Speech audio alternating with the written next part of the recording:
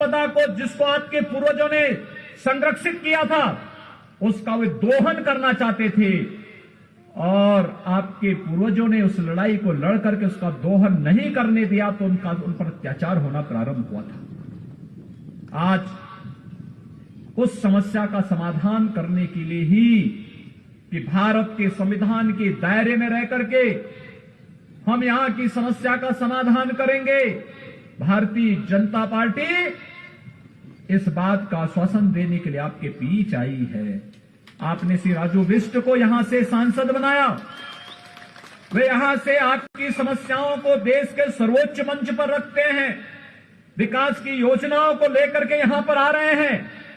लेकिन जब भारतीय जनता पार्टी का एमएलए भी यहां से चुनाव जीतेगा, बंगाल के अंदर भारतीय जनता पार्टी की सरकार बनेगी, तो डबल इंजन की सरकार की गति भी कई गुना होती है। ये वैसे ही जैसे उत्तर प्रदेश के अंदर आज है। आज आप उत्तर प्रदेश के अंदर विकास की प्रक्रिया को जोड़ते हुए देख सकते हैं। उत्तर प्रदेश 4 वर्ष पहले उत्तर प्रदेश के बारे में कहा जाता था कि यहां अराजकता है, गुंडागिर्दी है, दंगा होते हैं, पर्व त्योहार शांतिपूर्ण ढंग से नहीं मनाए जा सकते। लेकिन 4 वर्ष के अंदर उत्तर प्रदेश के अंदर एक भी दंगा नहीं हुआ। भाजपा आने के बाद दंगे समाप्त हुए। हर पर्व और त्योहार शांतिपूर्ण ढंग से मनाए जा रहे हैं। कुंभ का आयोजन हम लोगों ने प्रयागराज की धरती पर किया था। गंगा यमुना सरस्वती के त्रिवेणी पर 24 करोड़ से ज्यादा श्रद्धालु वहां पर आए थे। 24 करोड़ से ज्यादा। अयोध्या में भगवान राम के भव्य मंदिर के निर्माण का कार्य प्रारंभ हो चुका है और आज विकास की किस तेजी के साथ उत्तर प्रदेश आगे बढ़ रहा है। आप अनुमान करिए, उत्तर प्रदेश में 4 वर्ष के अंदर 40 लाख गरीबों को एक आवास उपलब्ध हो गया है। 1 करोड़ 38 लाख गरीब परिवारों को निःशुल्क विद्युत के कनेक्शन, 1 करोड़ 57 लाख गरीबों को रसोई गैस के निःशुल्क कनेक्शन, 2 करोड़ 62 लाख गरीब परिवारों को एक शौचालय, 6 करोड़ गरीबों को 5 लाख रुपए सालाना आयुष्मान भारत की सुविधा, जिसमें 5 लाख रुपए हर वर्ष उन परिवारों को स्वास्थ्य बीमा के लिए सरकार के द्वारा उपलब्ध कराए जा रहे हैं। 2 करोड़ 42 लाख किसानों को प्रधानमंत्री किसान सम्मान निधि में 6,000 रुपए हर वर्ष उपलब्ध कराए जा रहे हैं। भाइयों बहनों, 14 करोड़ गरीबों को अकेले उत्तर प्रदेश के अंदर मुफ्त में राशन उपलब्ध करवाने का कार्य किया जा रहा है। ये काम गरीब कल्याण के हैं। आपने देखा होगा बंगाल के अंदर भी पंचायत चुनाव हुए थे, कितनी हिंसा हुई थी। लोकल बॉडी के इलेक्शन में कितनी हिंसा हुई थी। और इस समय उत्तर प्रदेश के अंदर चुनाव चल रहे हैं, आपने एक भी जगह हिंसा नहीं देख रहे होंगे। मैं बंगाल में प्रचार कर रहा हूं, उत्तर प्रदेश में शांतिपूर्ण तरीके से चुनाव चल रहे हैं। यह है परिवर्तन। इंफ्रास्ट्रक्चर हमने नेपाल को, बिहार को, छत्तीसगढ़ को, झारखंड को, मध्य प्रदेश, राजस्थान, उत्तराखंड, हरियाणा, दिल्ली, इनसे जुड़ी हुई उत्तर प्रदेश की पूरी सीमाओं में जितने भी हमारे मार्ग थे उनको 4 लेन की कनेक्टिविटी से जोड़ा है। 5 नए एक्सप्रेसवे उत्तर प्रदेश के अंदर बन रहे हैं। ये 5 एक्सप्रेसवे उत्तर प्रदेश की इकोनॉमी को बढ़ाने वाले, उत्तर प्रदेश की प्रति व्यक्ति आय को कई गुना बढ़ाने की वादा रखते हैं। एयर कनेक्टिविटी को बेहतर किया है। ये सब इसलिए संभव हो पाया है क्योंकि प्रधानमंत्री मोदी जी का वरद हस्त और उनका मार्गदर्शन है और उनका सहयोग है। उत्तर प्रदेश के अंदर भाजपा की सरकार है और डबल इंजन की सरकार विकास की प्रक्रिया को तेजी के साथ आगे बढ़ाती है तो उत्तर प्रदेश की 24 करोड़ जनता के जीवन में खुशहाली लेके आती है। और यही तो हम बंगाल के लिए भी कहना चाहते हैं। आखिर दार्जिलिंग और उसके इन क्षेत्रों की कितनी प्राकृतिक सौंदर्य है इसमें। ये प्राकृतिक सौंदर्य यहां पे पर्यटन की संभावनाओं को भी आगे बढ़ाता है। ये पर्यटन, ये प्राकृतिक सौंदर्य हेल्थ एंड वेलनेस के नए स्पॉट के रूप में हेल्थ टूरिज्म को भी आगे बढ़ाने का एक मादा यहां पे रखता है। और मैं तो कह सकता हूं, यहां पे भाजपा की सरकार होती तो टूरिज्म में यूरोप और स्विट्जरलैंड आपसे कई पीछे छूट जाता, दार्जिलिंग नंबर 1 पर देश और दुनिया के अंदर आ गया होता। यहां के इन सभी बहन बेटियों को और यहां के इन नौजवानों को दार्जिलिंग के अंदर ही नौकरी और रोजगार की सुविधा उपलब्ध हो जाती है। इनको कहीं बाहर जाने की आवश्यकता नहीं कि दुनिया आपके पास आती। ये संभावनाएं यहां पर है, लेकिन इन संभावनाओं को आगे बढ़ाने का जो अवसर है वो ये चुनाव है। और इसलिए मैंने कहा कि बंगाल का चुनाव हमारे लिए सत्ता परिवर्तन मात्र एक माध्यम नहीं है। बंगाल के अंदर हर एक क्षेत्र में खुशहाली लाने का एक माध्यम भी है, समृद्धि लाने का माध्यम भी है। भाइयों बहनों, 4 वर्ष में हम लोगों ने उत्तर प्रदेश की प्रति व्यक्ति आय दुगने से अधिक की है और बंगाल के अंदर 10 वर्षों में टीएमसी की सरकार में प्रति व्यक्ति आय में बढ़ोतरी हुई है, घटा है। यहां पर नागरिक के जीवन स्तर को कम करने का कार्य टीएमसी के गुंडों ने किया है, लूट खसोट मचाई है। योजनाओं का लाभ यहां के नागरिकों को नहीं मिल पाता है। विकास की योजनाएं या तो टीएमसी लागू नहीं होने देती है और अगर हो भी गई तो उसको बीच में ही हड़प लिया जाता है, नागरिक तक, आम नागरिक तक नहीं पहुंचने दिया जाता है। क्या नहीं है आपके पास? सब कुछ तो है, केवल उचित नेतृत्व और मार्गदर्शन की है। और आपने श्री राजू बिष्ट को यहां से सांसद बनाया, अब उनके साथ सहयोग करने के लिए एमएलए भी दीजिए, हर एक क्षेत्र में एमएलए भी दीजिए। भाइयों बहनों, आप देखना विकास कैसे आगे बढ़ता है। विकास तेजी के साथ आगे बढ़ता हुआ दिखाई देगा।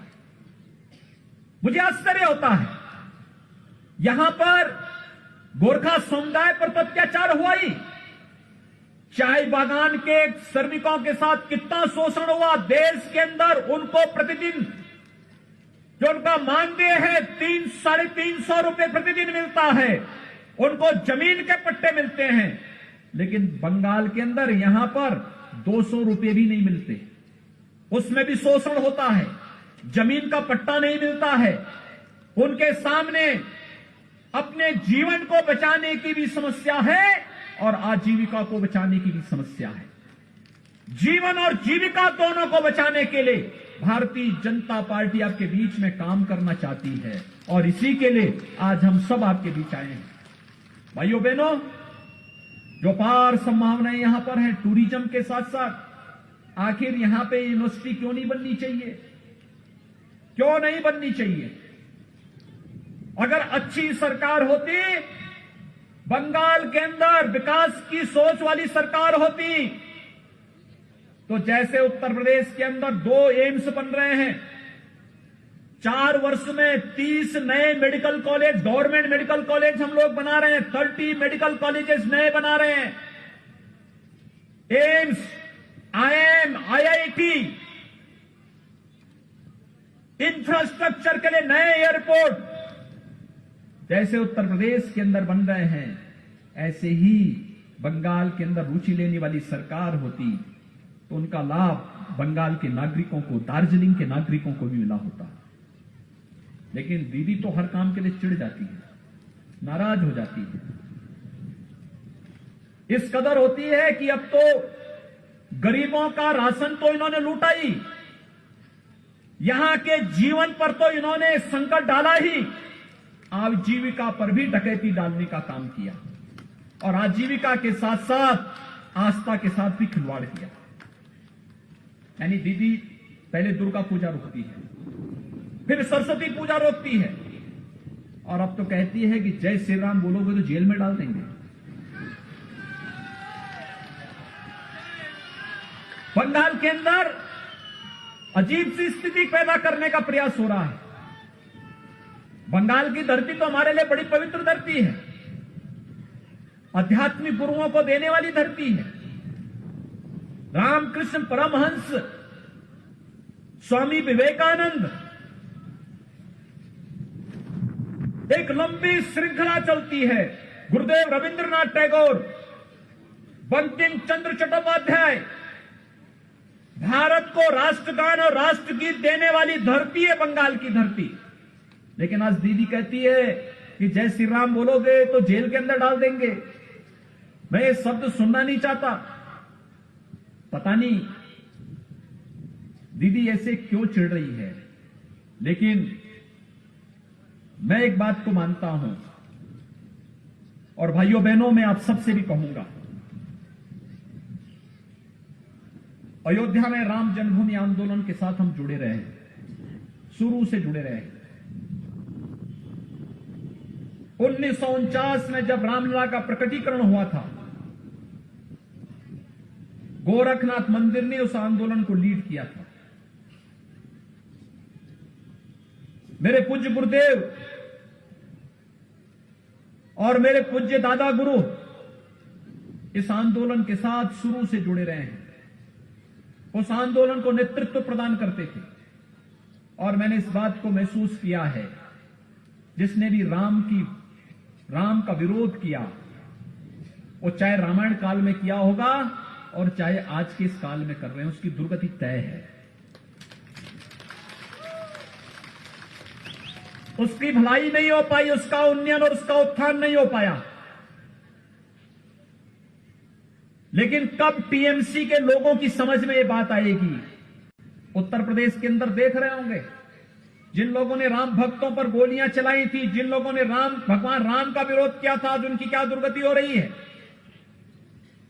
लेकिन बंगाल के अंदर भी अगर राम का विरोध करोगे तो बंगाल की जनता और दार्जिलिंग की जनता इसे बर्दाश्त नहीं करेगी। और यही तो यहां पर बंगाल के अंदर जब मैं आ रहा था, अभी यहां पर ये 12 से 15 किलोमीटर इस पहाड़ी रास्ते से आते हुए जब मैं आपके बीच में पहुंचा हूं, जहां भी मैं देखता था माताएं, बहनें, नौजवान, यहां के नागरिक, आम नागरिक तो सड़कों पे था, जैसे ही मुझे देखता था अभिवादन करता था जय श्री राम का।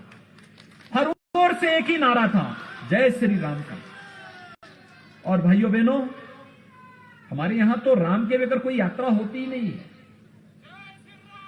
जन्म लेते हैं, बच्चा जन्म लेता है, अखंड रामायण का पाठ हो जाता है। कोई मांगलिक कार्यक्रम होता है, राम के बगैर होता ही नहीं।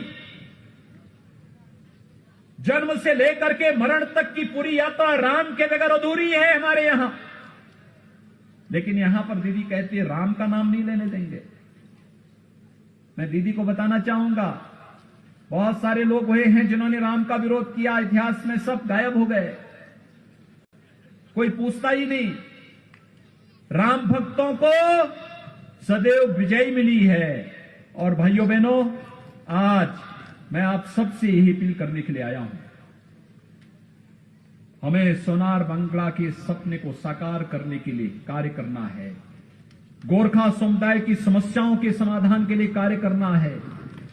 हमें इस बात को ध्यान में रखना होगा, भारत के संविधान के दायरे में रह करके भारत के अंदर हर समुदाय की समस्या का समाधान आज की केंद्र में मोदी जी के नेतृत्व की सरकार करने को प्रतिबद्ध है। और भाइयों बहनों, हम सबको मोदी जी के विजन पर कार्य करना है।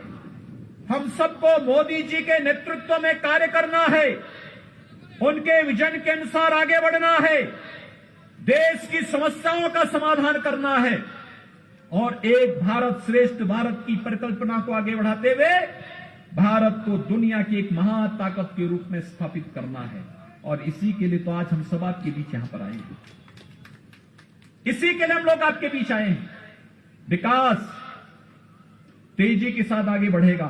भारतीय जनता पार्टी को बंगाल के अंदर सरकार बनाने दीजिए। यहां की टीएमसी की गुंडागर्दी का हिसाब कानून के दायरे में रह करके एक एक करके लिया जाएगा। चिंता मत करिए, उससे घबराने की आवश्यकता नहीं, कतई घबराने की आवश्यकता नहीं। आपने लंबी लड़ाई लड़ी, लंबी लड़ाई चल रही है, लेकिन अब लड़ाई का सुखद परिणाम सामने आने की जब स्थिति पैदा होती है तो हमें भी पूरे धैर्य के साथ, पूरी मजबूती के साथ अब आगे बढ़ने की आवश्यकता है। एक सकारात्मक दृष्टिकोण अपना करके हम इस समस्या के समाधान की दिशा में आगे बढ़ेंगे तो अवश्य समाधान का रास्ता निकलेगा। अनेक नौजवान आपने खोए हैं, अनेक आंदोलनकारी जो आपके हितों के लिए काम कर रहे थे, आपने उनको गंवाया है। लेकिन सरकार ने, टीएमसी की सरकार ने, कम्युनिस्टों ने, कांग्रेस ने कभी भी आपके हितों के लिए सकारात्मक रुख नहीं अपनाया। अत्याचार, शोषण और भ्रष्टाचार इन दलों का पर्याय बन गया था। और भाइयों बहनों, आज आपको आश्वस्त करने के लिए आए हैं। भारतीय जनता पार्टी समस्या को उलझाने नहीं, समस्या को सुलझाने में विश्वास करती है। और सुलझाने की दृष्टि से इस चुनाव में भारतीय जनता पार्टी आपके बीच फिर से आई है। आपका सकारात्मक रूप भारतीय जनता पार्टी के प्रति दिखाई दे रहा है, हर एक क्षेत्र में देखने को मिला है। आपने लोकसभा चुनाव में समर्थन किया, विधानसभा चुनाव उसकी अगली कड़ी है। और जो मैंने कहा, जब डबल इंजन की सरकार आएगी, तेजी के साथ एक कार्यक्रम आगे बढ़ेंगे, तेजी के साथ आगे बढ़ेंगे।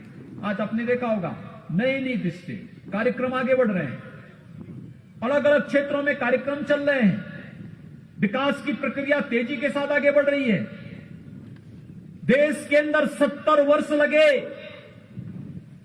देश के अंदर 55 वर्षों तक कांग्रेस ने शासन किया, एक एम्स दिल्ली में दिया, और मोदी जी ने 6 वर्ष में 22 नए एम्स देश के अंदर दिए हैं, जिसमें से 2 एम्स यूपी में बन रहे हैं।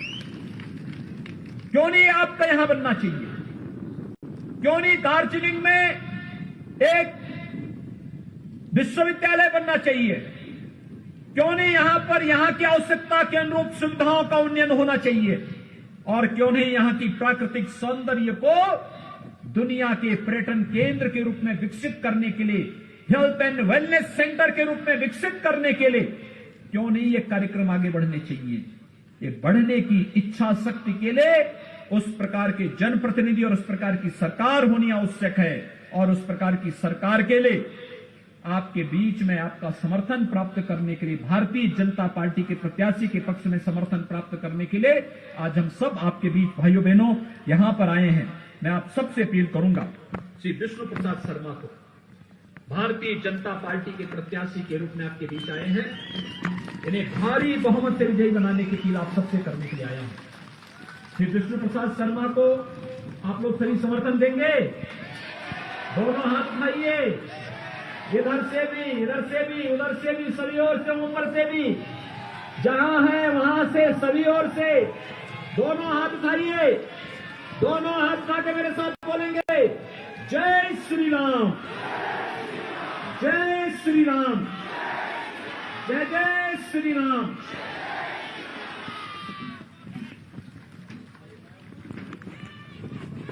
धन्यवाद।